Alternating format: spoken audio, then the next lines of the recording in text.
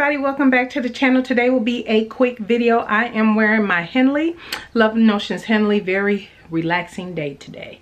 But anyway, I am coming in to just briefly show you how I store my commercial patterns and my PDF patterns.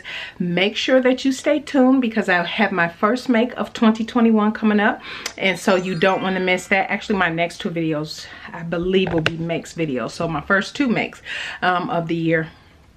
And so yeah, so make sure if you haven't subscribed, you do subscribe, hit that bell, and yeah, stay tuned. But I'm gonna grab my stuff here out of my sewing room. I will meet you over at my table in my other room and just briefly show you how I store my patterns. I have not changed.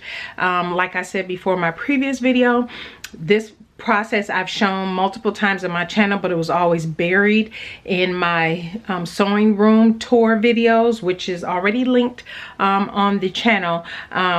So I decided to do a separate video because I'm still getting a lot of questions. And so yeah, let me just share with you how I put everything together. Okay, so here is my binder that I keep all my commercial pattern envelopes in. I created this binder several years ago, and I just created these little pockets that say that what's in this section. And so all I do is keep them in an envelope that has these little holes in them, and I just slide the actual pattern piece in here. So that's what's in the binder, and I have 3 different binders, and because I have them broken up differently. So that's how I store. Let me show you this way. So essentially that's how I just store these, and obviously you can put more than just the 2 in here, but I've been condensing patterns that really aren't my style anymore or no longer want. And so yeah, this is what I have left. I have 3 binders, but this is what I have left now. Once I've used a pattern, I will use this, which is this is roughly 7 by 10 clear envelope I had purchased years ago from Clear Bags. I will try to link everything in the description box down below. So it'll be Amazon, which is an affiliate link, or it'll just be directly to where I purchased these items from. But this is roughly 7 by 9. It's a clear bag, and it has this little flap that you can take that off. Once I've used the pattern, I don't put it back in this envelope. I put the envelope back in here, and then this is a perfect example because I just did a sew along on this. So this empty envelope will go back into my binder, into that sleeve, but everything else will go into the clear bag because there's a lot of room. I can fold everything. I don't have to be as perfect with trying to stuff it back into an envelope. I can just put it back in this clear bag. I make sure the pattern cover is on the front so I can see the line drawing. And how I store these is I've had this for years, many years, these boxes. I had actually gotten these boxes from if anybody remembers Sears. I mean, it has to be like 10 years I've had these boxes, but anyway, it's the absolute perfect size, and I just put them in here. So this box is all simplicity, and so I put them in number order. They're in these bags, and usually when I buy patterns, I take them out of the envelope and store them in the binder right away and just put them in here. So that's what you're seeing. I have not sewn all of these, but I've pretty much taken them all out of the envelopes and just stored them in here like this. So they're all stored in number order.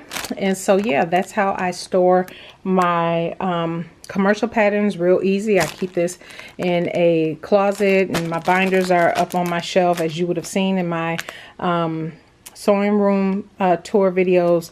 Those are on the shelf in my sewing space. So let me show you how I store my indie patterns.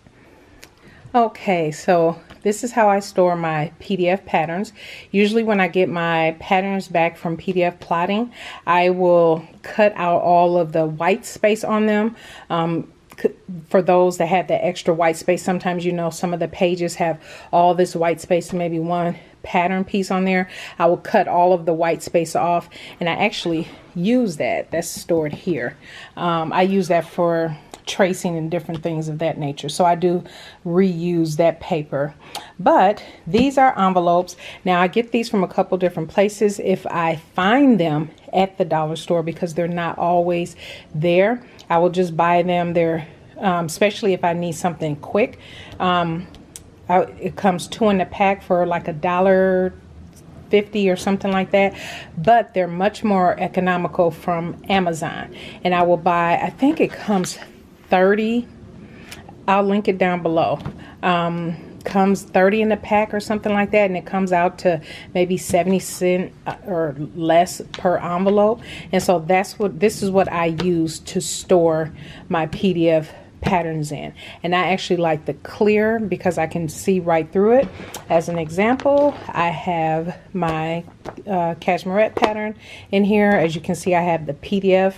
I recently actually just reordered the PDF of this because I redid the shirt, and I had used the paper pattern so much it was a little flimsy, so I went ahead to save the pattern piece because I had the original. I went ahead and sent the PDF to print, and so that is what's in here. So that is how I store all of my PDFs. Now where I keep them, I've already shared, but I will show you. I have my storage unit. I will link up here in the iCards so you can see this whole system. But these rows here, and I have some stuff I'm moving around, but all of these here are indie patterns, and they're just stored in alphabetical order starting from there, and that is where I store everything. So that is it. That is how I store all of my commercial patterns, PDF patterns, and just try to utilize the space that I have. And you know, not having that big system I just showed you, the storage system, has been a lifesaver because I had stuff all over the place. But I'll link to that video in the iCard so you can see the before and after and why I love that system so much, the storage system. So that is it. If you have any questions, definitely leave them down in the comment section below. I will get back to you. But again, subscribe if you haven't subscribed, and hit that bell so you don't miss the next upload, and stay tuned for the next video, which will be my first make of 2021. All right, everybody, have a blessed one, and we will see you in the next video. Bye.